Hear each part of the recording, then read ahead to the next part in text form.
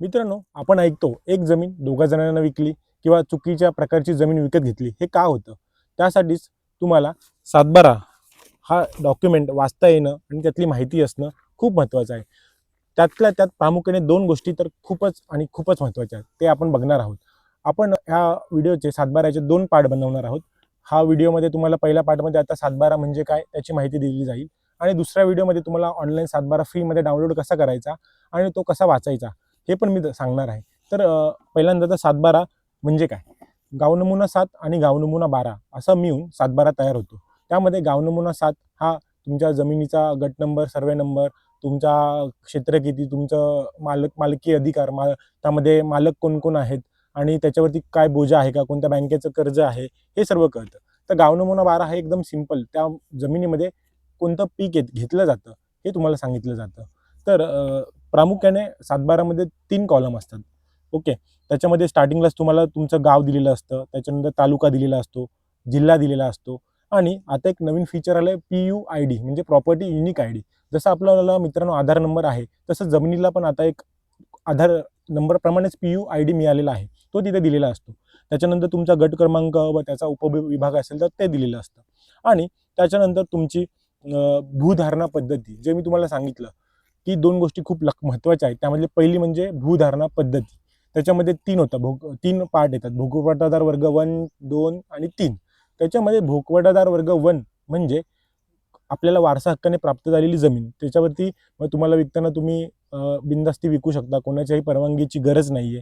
त्यामुळे अशा प्रकारची जमीनच खरेदी करावी आणि आपले लाखो पैसे, लाखो करोडो रुपये वाचवावेत. हे लक्षात ठेवा. आणि भोगवटादार वर्ग 2 आणि 3 ची जमीन ही कलेक्टरच्या परवानगीशिवाय घेता येत नाही. त्या जमिनीवरती खूप सारे बंधन असतात. ती जमीन तुम्हाला एक तर भाडेपट्ट्याने दिलेली कोणाला तरी भाडेपट्ट्याने दिलेली असते किंवा त्याच्यावर संस्थेचा कोणत्यातरी ह्याचा अधिकार असतो. त्यामुळे त्या जमीन घेण्याच्या भानगडीत पडू नये.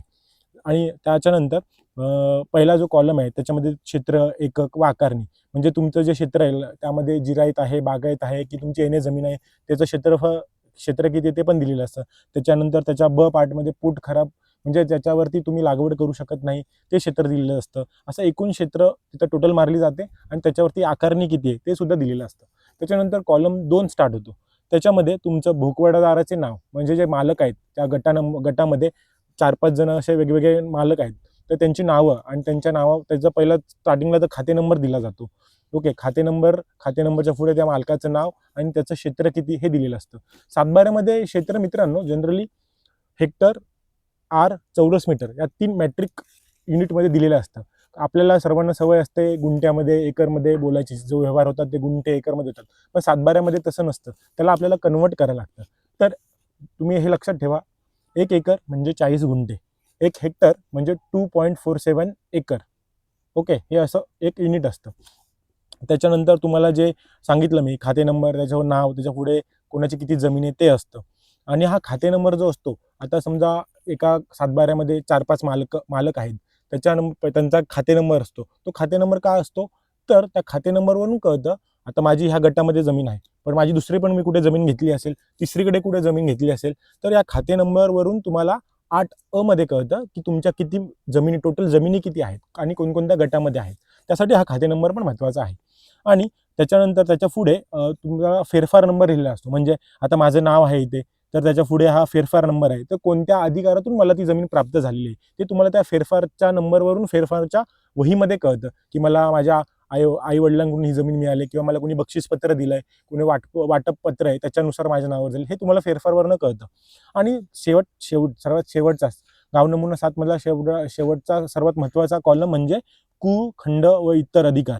हे खूप महत्त्वाचं आहे. कारण तुमच्या जमिनीवर कोणाचा बोजा आहे, तुम्ही काय कर्ज घेतला आहे का? हे तुम्हाला हे कळतं. मग तुम्ही जमीन घ्यायला गेलात, तर तुमचा जो मालक तुम्हाला जमीन विकतो त्यांनी कोणतं कर्ज ऑलरेडी घेऊन ठेवलंय का? ते तुम्ही पहा. त्याच्यामध्ये मग तुम्हाला दिलेलं असतं, की तुम्ही आता कोणत्या सहकारी सोसायटीकडून किंवा बँकेकडून आता ह्या सातबाऱ्यामध्ये सहकारी सोसायटीकडून कर्ज घेतलेलं आहे. मग ते दिनांक असते, किती रुपयाचं कर्ज घेतलेलं आहे, कोणी घेतलेलं आहे, ते पण त्यात क्लिअर असतं. त्याचा अर्थ तुमचं कर्ज फिटेपर्यंत तुमच्या जमिनीचा मालक ही बँक असते, तुम्ही नसता. ते जेव्हा कर्ज फिटतं तेव्हा त्याच्यावरती कट होऊन लाईन्स येतात आणि त्यामुळे तुमचा सातबारा मोकळा होतो. त्यामुळे तुम्ही जमीन घेताना ते एक महत्त्वाचं आहे. आणि मी तुम्हाला सांगितलं होतं स्टार्टिंगला की 2 गोष्टी महत्त्वाच्या आहेत. त्यातलं पहिलं मी तुम्हाला सांगितलं भूकबेदार वर्ग 1ची जमीन घ्या आणि दुसरी गोष्ट बघताना ते एक माणूस दोघांना जमीन विकतो ते कसं ओळखायचं? तर ते प्रलंबित फेरफार हा एक मुद्दा तिथे लिहिलेला असतो. त्याच्यापुढे एकतर आहे असतं किंवा नाही असतं.